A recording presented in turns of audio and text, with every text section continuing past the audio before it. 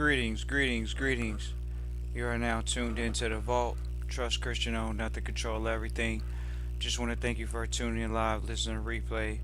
Always appreciate everybody that tunes in live, listens in the replay. This is the Vault, episode 743. Here to talk about how to put property into trust. This isn't legal advice or financial advice. So we're just going to talk about it from the perspective of what trustees. We have a lot of people that have enrolled in trustee training. We have a lot of people that listen to the channel that say they're trustees. So some trustees say, okay, well, how do I exchange property inside of a trust? We'll go ahead and tell you that, it's very simple. So how does it look? We would just say one of the things that one of the mentors said to us starting out when it comes to managing trust. And he always said, manage it like it's a public company, like you have to report things publicly, especially if you're in the private trust sector. So when it comes down to it, a lot of trustees may say that. Say, okay, well, I'm doing this in private. So how does that look? It's the same as if it would look in the public. You would make sure that you have a minute. Just like on the corporate side, on the public side, they have minutes. You would have a minute. And the minute would reflect it's like you get in trustee training and say, oh yeah, I need to learn this and learn that. You gotta learn form versus substance. That means you create a minute for everything. You can never have too many minutes. So you just create a minute for everything, things that you're thinking about.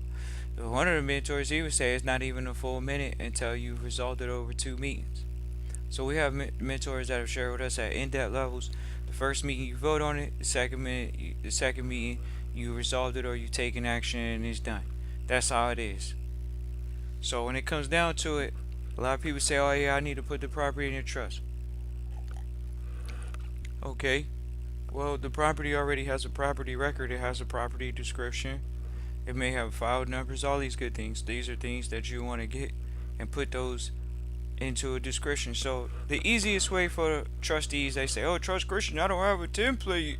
I don't have a template. That's what they supposed to say.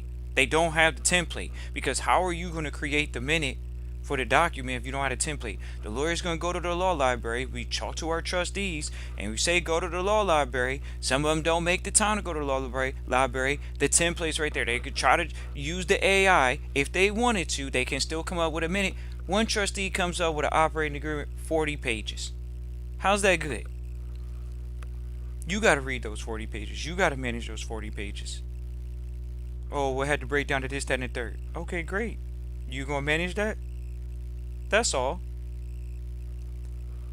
So when you get into, okay, what does the minute look like? It don't need to be more than 2 pages, 3 pages. Like, just being straight up. The property description, 1 page. So the easiest template, somebody may say, oh, Trust Christian, I need to know what the property description is going to look like. This is why we talk to trustees at a very sophisticated level, which is everybody want to talk about the UCC and, oh, I got the UCC and I'm a UCC and this and the UCC. Okay, well, if you have the UCC, then the UCC is the easiest template. Shows the contracts in the public. You have the creditor, you have the debtor, you have their names, you have their addresses, and then you also have the most important part, which is the property description. Some people would say, is that a minute? It's a minute that's recorded in the public. So yes, could that minute be used in the private? Yes, it's a template. The minute uses a creditor, debtor, or and this is why we share trustees to make sure you brushed up on your terms, so you know what a guarantor is versus a guarantor, so you know the difference between a creditor versus a debtor, so you know the difference between a leasee versus the leaseor, so you know the difference between those people, those roles. It's that simple. So you have the public template, which is the UCC1, or the UCC, yeah, for the most part, you could say it's a UC1. Some people say, oh, I'm going to file a non-filing and all this other stuff. It's like, first of all, I got to check the boxes at the bottom. Who said, first of all, are you reading the questions where it says if? So you can reach out for a consultation. We can go over that. That's the truth. But outside of that, the basic template, even if you don't go to the law library, so your UCC1, Some people say, "Oh yeah, trust Christian. It's not legal advice, financial advice." It's not, but at the same time, that's what the lawyer's using for property. What is it for? Property disclosures. Okay, great. So now that we know that that's a basic template, trustees can you can enroll in trustee training. You can get in the library. We have access to the library. You can have access to the library monthly. We actually uploaded some things to our library, and we could tell y'all right now, if people wanted to get access to the library, you get access to the library for sure, and you definitely gonna be paying what the senior trustees are paying, because senior trustees are still investing in their education. We went to an event recently.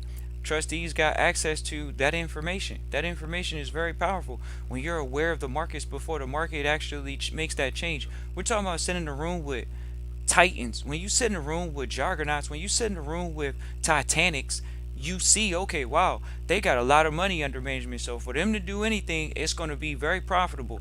And not only that, when you're in a room with environments with financial relationships that they're not going down every year, they ain't fluctuating with the stock market or your personal financing.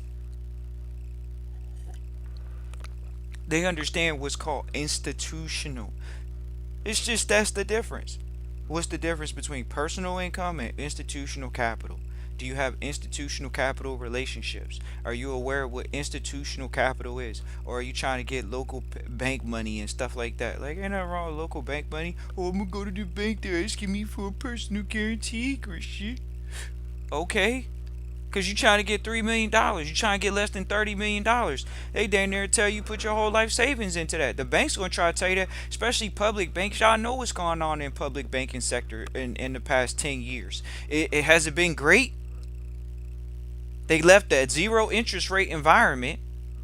That's when everybody was supposed to get rich in America. Did you see what happened? The 1% took advantage, and the others said, oh, yeah, 0% interest rates. That doesn't mean go buy assets. Well, what do you think institutions were doing?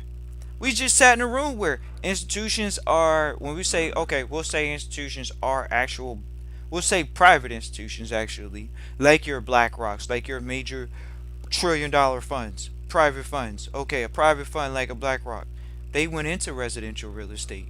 They went into residential and started acquiring single family homes, not just multi-family properties, single family homes. So they're in residential, but that's not more than, they say right now, 15%.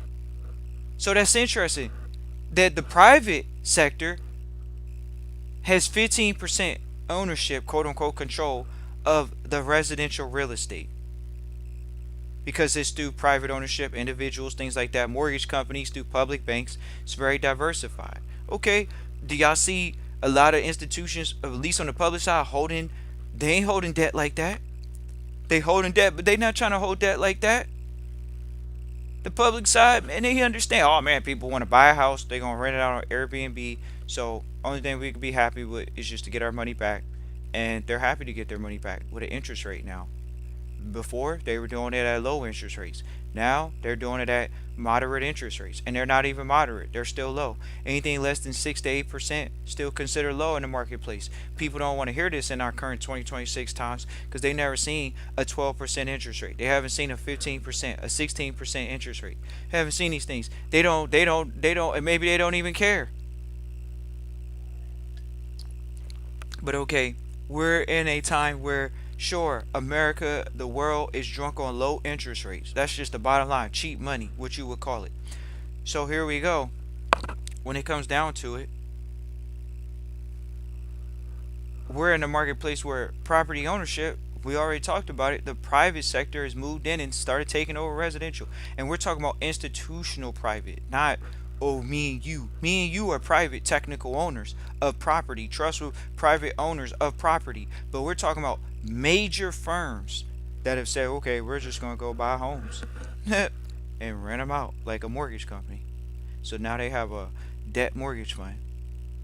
Major financial institutions, privately though, not your public banks that are FDIC insured. The ones that say, oh yeah, we're going to interest it, put a loan out to give you interest 2 or 3 points above the market or at market, which is still above 5% technically. If you guys want to read the papers, you can, for the current day, May 4th in the states. at the end of the day, you guys can see the trends right now. It's not low interest rates. It's not zero. It's not one. It's not two. It's not three. It's not four. It's above five. Okay, we see where the market is, and other forms of debt are even higher. So when it comes to property exchange, how to put property in a trust, we talked about it from the UCC perspective, utilizing and understanding those measures, and enrolling in the training and getting the education that you need to get access to the information that you need, because it's information at this point. You got to get the information. How you gonna be able to make better sound financial decisions if you don't have the information? Say, oh, do senior trustees invest in their education? That's across the board. Of course, we just left an event where senior families are two, three plus four, five, six generations. You don't even want to know. You sit in a room with somebody 11 generations deep. You don't even want to know that. How does somebody keep track of their history for 11 generations already? I already barely got track of two. Like, just being honest, you sit in a room with people 7 generations deep in wealth. Yep, they've been rich since the late 1800s. They've been wealthy since the mid 1800s. Straight up.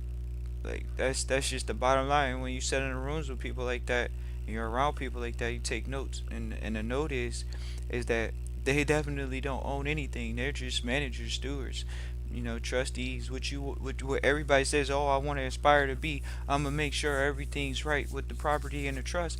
Well, okay, if the property's gonna be in the trust, then there's gonna be a trustee mindset, which is I'm gonna make sure that it's exchanged properly from debtor to creditor, or from the original person, just like any other property in the public would be displayed. We're going to make sure that we have that recorded privately. So we appreciate everybody that tunes in live, listen to replay. Always appreciate everybody that tunes in live, listen to replay. If you want more in depth, feel free to reach out Christian at trustchristian.com. If you want to, get more information, feel free to reach out Christian at trustchristian.com. But we definitely are excited. This was one of those episodes. Obviously, a lot of people always ask the question, how do I exchange it? I need to know the technical details. I need to know the details. Well, they want to know the details on the UCC one, and what do I know the language? How do I know the language? A lot of trustees are enrolled in trustee training, and they get a legal dictionary so they can understand the language that they're utilizing. You say you want to be a trustee. A trustee is a fiduciary, so that means that you already have a prudent mentality, which is a mentality towards structure, and that just means that you want to continue along that path. So we continue to work with trustees on a continuing education basis, and that's literally how a lot of the wealthy environments we go into, they look at information, they look at everything. It's just a continuing education. So we appreciate everybody that tunes in live, listen to replay. Always appreciate everybody that tunes in live, listen to replay. Feel free to reach out Christian at trustchristian.com. Once again, that's Christian at trustchristian.com. Get access to the library. Peace and